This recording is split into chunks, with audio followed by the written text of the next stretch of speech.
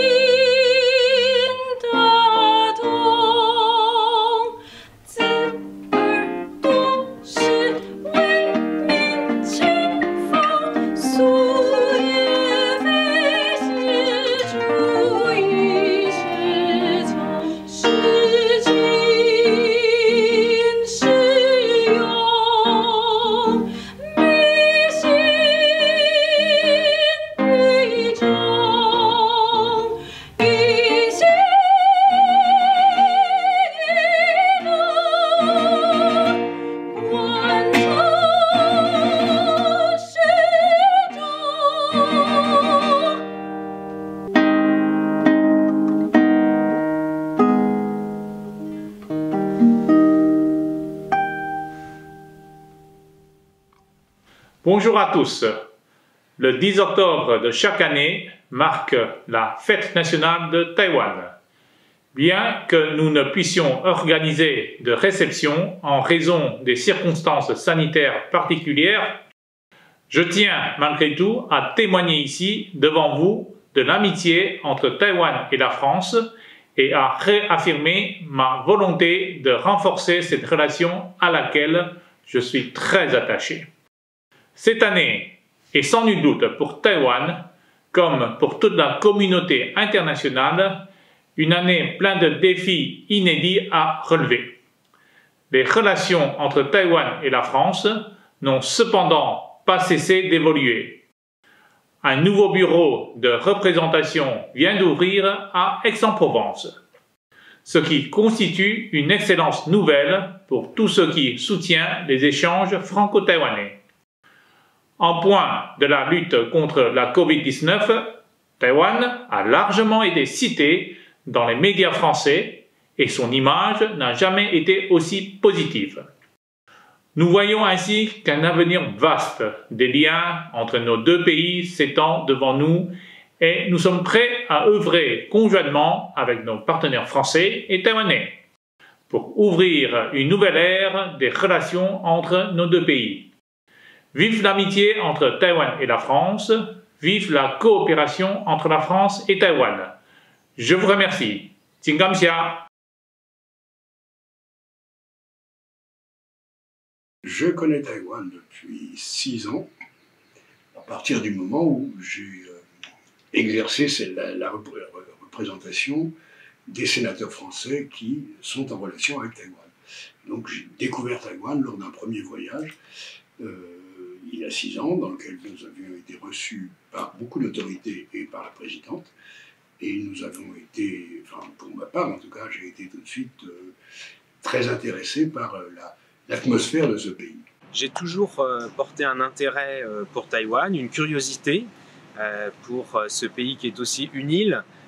Moi-même qui suis originaire de Bretagne, où il y a beaucoup d'îles, j'ai un grand intérêt pour la culture insulaire, le fait de surmonter la difficulté de se développer en étant entouré d'eau et séparé du reste du monde. C'est particulier à Taïwan et j'ai eu la chance, grâce à ma fonction de député, de tisser des liens entre la France et Taïwan et notamment de pouvoir me rendre avec d'autres députés et sénateurs à Taïwan en 2016. J'ai connu Taïwan un peu par accident. J'ai grandi en France, j'avais très peu voyagé. Puis lorsque j'ai commencé mes études supérieures au sein de Sciences Po, l'idée a été de se rendre en Asie, d'apprendre le chinois et de surtout mieux comprendre les enjeux stratégiques dans la zone. Et mon choix s'est porté non pas vers la Chine, mais vers Taïwan pour commencer, pour découvrir l'île, découvrir la société, et puis comprendre sur le plan politique la spécificité de l'île, son histoire, mais aussi sa place au sein de la région, mais aussi au sein du monde. J'ai connu Taïwan, je crois, à 20 ans. C'est ça, en 92, par l'intermédiaire du Monde, un petit entrefilet du Monde qui expliquait que le président Lee Teng-hui, que je connaissais pas évidemment à l'époque, avait levé les dispositions temporaires en vigueur pendant la période de rébellion communiste. Et du coup, un tout petit entrefilet m'a intéressé. Je me dis, ah, ça c'est intéressant, ce qui se passe là-bas, j'irais bien faire un tour. Je suis allé à Taïwan la toute première fois lorsque j'avais 18 ans. C'est un souvenir vraiment mémorable que j'ai et que je garde de Taïwan. Je me rappellerai toujours que dès mon arrivée, le lendemain, je me suis rendu sur les îles Penghu en avion. Je suis ensuite rentré en bateau. Puis j'ai pu découvrir dès les premières heures la diversité de Taïwan, que ce soit la diversité au sein de la société, mais aussi au sein des paysages, au sein de la faune, de la flore. Et vraiment, pour moi, Taïwan, c'est avant tout l'île de la diversité. L'appartenance au monde, le fait d'être en pleine relation, en plein échange avec le reste du monde et d'être un pays ouvert, créatif, dont beaucoup des citoyens ont envie de communiquer avec l'international. J'ai été très impressionné de voir comment le peuple taïwanais était capable de surmonter beaucoup de handicaps. Le fait d'être sur une île très peuplée, une île qui n'est pas habitable entièrement, une île qui est soumise à des défis géographiques et météorologiques avec les typhons. Le risque de typhon est extrêmement important. Quand j'étais à Taïwan en juillet 2016, nous avons dû partir un peu plus tôt à cause de cela. Évidemment, le handicap de la non-reconnaissance internationale, et malgré tous ces handicaps, d'être un des pays les plus développés au monde, du point de vue économique bien sûr, mais aussi du point de vue technologique, ce qui est très impressionnant. Je vais être extrêmement honnête, je suis tombé amoureux de la cuisine et surtout de la diversité de la cuisine à Taïwan. On a un mélange incroyable d'origine, entre guillemets, et d'origine de ces cuisines, avec une cuisine aborigène, une cuisine plutôt chinoise, des influences japonaises, plutôt d'Asie du Sud-Est. Je dirais l'ambiance de société. C'est une société où l'envie de créer, l'envie de changer, l'envie d'innover est très forte, où il y a d'ailleurs une ambiance intéressante entre les générations anciennes et les générations qui arrivent. Et c'est un pays dans lequel il y a une assez forte concorde intérieure. C'est-à-dire que les gens, c'est un pays dans lequel il y a des débats avec une profonde liberté d'opinion, d'expression, mais il y a tout de même la volonté de rester une société unie et une nation solidaire. Ce que j'aime surtout à Taïwan, c'est le terreau multiculturel, c'est la gentillesse des gens, c'est le fait que c'est véritablement un endroit où on trouve des belles cultures aborigènes, des Austronésiens, des vrais beaux éléments de la culture chinoise ancienne. Et puis, en fait, une île très ouverte sur le monde avec son identité propre, en débat toujours, en évolution. Et c'est quelque chose de vivant. C'est l'exact contraire de ce qu'on peut trouver ailleurs, en face notamment, c'est-à-dire une identité figée, dont un parti estime qu'il peut représenter l'intégralité. Et à Taïwan, c'est pas du tout ça. Tout est débattu, c'est la liberté de parole, et je trouve ça formidable. Au-delà, je pense que nous avons tout intérêt à ce que les relations entre l'Europe et l'Asie se développent. Aujourd'hui, ce sont beaucoup des relations économiques, notamment parce que la Chine est devenue une très grande puissance économique qui exporte beaucoup de sa production en Europe.